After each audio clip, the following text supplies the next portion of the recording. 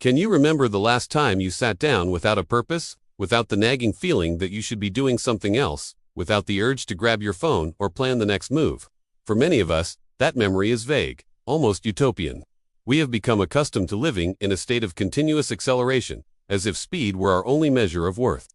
Hurry has become our default mode of life, and the accompanying fatigue, a burden we carry in silence, believing it to be the inevitable destiny. If you live with that exhaustion, that sleep doesn't fix, with the sense that something is always missing or that you are about to fall apart. You know the true cost of living, constantly fast-paced. It's not just about having a busy schedule. It is a pain that settles in your body, in the tight knot in your stomach, in the irritability that explodes over trifles, in the stubborn insomnia that wakes you up at 3 in the morning with your mind racing. You feel like you are constantly running, but, paradoxically, you are not arriving anywhere peaceful. As a nervous system regulation specialist, I can assure you, this feeling of being permanently switched on is not normal, and the biological cost you are paying for it is much higher than any deadline you might meet. Our body, a sophisticated survival machine, was not designed to sustain continuous haste. It was made for rhythm, for the cycle between effort and rest. But when we live accelerated, we break that cycle and force our system to operate at an emergency level that, over time, silently destroys it. The core of this issue lies in the dysregulation of the autonomic nervous system, which is the autopilot managing everything vital within you: heart rate, breathing, digestion. The problem is that by living in continuous haste, your sympathetic accelerator pedal is permanently stuck to the floor. Your body is releasing, hour after hour, the chemical cocktail of crisis, adrenaline, and cortisol. Initially, this chemical discharge might seem helpful. It gives you that boost of energy and focus to push through one more task. But in the long term, this chemical bombardment has a corrosive effect on all your systems. What was meant to be a 5-minute survival tool becomes a slow poison that saps your vitality and your capacity for joy and connection. The physical price of continuous haste begins to be exacted internally. In the systems you least notice day to day, one of the heaviest costs is the exhaustion of your adrenal reserves and cortisol resistance. Imagine your adrenal glands as a factory that produces stress hormones. Under continuous haste, the factory is forced to run 24 hours a day. Eventually, it burns out, and energy production plummets. This is why you feel that deep, constant fatigue, the adrenal fatigue that doesn't resolve with a simple night's sleep. In parallel, the chronic excess of cortisol causes your body's cells, including immune cells, to stop responding to it. Cortisol resistance develops, and the result is an increase in chronic systemic inflammation. Your body is in a low-grade inflammatory alert state.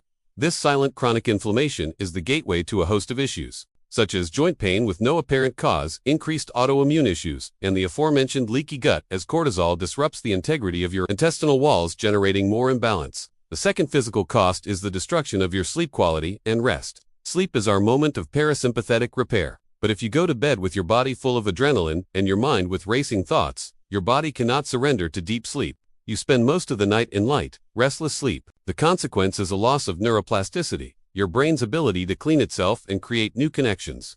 This is why continuous haste is directly linked to brain fog, difficulty learning, and, in the long term, an increased risk of neurodegenerative diseases. The brain that lives in a hurry is self-sabotaging. If you identify with this loss of energy, the aches that won't disappear, or the difficulty having a restful night's sleep, consider subscribing so I can continue to share the tools that will help you regain your balance. But the cost of continuous haste is not limited to the physical. It erodes your mental and emotional landscape. The mental price is the narrowing of your emotional window of tolerance. The accelerated nervous system is always highly sensitive. Your amygdala, the fear center, is hyperactive, and your prefrontal cortex, the part that helps you manage logic and emotion, is exhausted. The result is explosive reactivity. What should be mild frustration turns into a disproportionate burst of anger. You lose your capacity for patience, kindness, and empathy, as all your energy resources are being used to keep the engine running. Hurry steals your presence. You live in the future in the anxiety of meeting the next deadline, or in the past in the rumination of mistakes, but rarely in the present. And hurry steals your connection. When you are accelerated, you don't have the bandwidth for active listening, for a gentle look, or for conscious touch.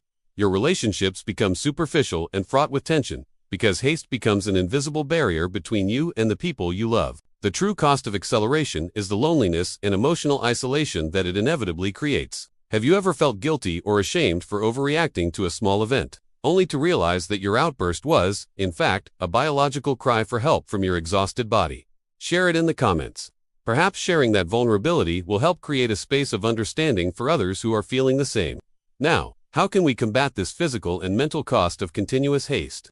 As a regulation specialist, I can affirm that the solution is not in taking a vacation once a year, but in reprogramming your nervous system daily, step by step, teaching it to activate the parasympathetic brake and to feel safe and calm. First pillar, the power of the intentional vagal brake. You need to intentionally give your body signals that the emergency is over, and the most powerful signal you have is your breath. Not the shallow chest breathing, but the slow, deep diaphragmatic breathing. The trick, as we have emphasized, is to lengthen the exhale. Try the 4-to-6 ratio, inhale for 4 seconds, exhale for 6 seconds. By exhaling slowly, you stimulate the vagus nerve, our calm agent, which releases acetylcholine, the neurotransmitter that slows heart rate, lowers blood pressure, and, crucially, decreases the production of pro-inflammatory cytokines. Repeat this cycle 10 times, 3 times a day. This is an immediate acting biological anti-inflammatory second pillar. Micro moments of sensory orientation grounding. Haste makes us live outside the body. To deactivate the fight-or-flight mode, you need to anchor yourself in the present, which is the only place where danger is not present. Take mini somatic pauses. Every hour, stop for 30 seconds. Close your eyes, feel the weight of your body. Look around and name 3 things that are visually pleasing and safe in your environment. Feel the texture of your clothing or the warmth of your coffee mug. These small acts of orientation inform your primitive brain. We are here. It's okay. We don't need to run. This interrupts the adrenaline cycle before it takes hold. Third pillar, movement for discharge and restoration. Continuous haste accumulates unused survival energy in the muscles, causing chronic tension. You need movement that discharges this energy, not increases it. Instead of high-intensity training that can be more stressful, opt for rhythmic and gentle movements. Slow walking, focusing on the feeling of your foot on the ground, is a natural regulation rhythm. Gentle stretching and rhythmic rocking of the body, like swaying your legs or gently shaking your arms, help release myofascial tension and signal to the nervous system that the crisis has concluded.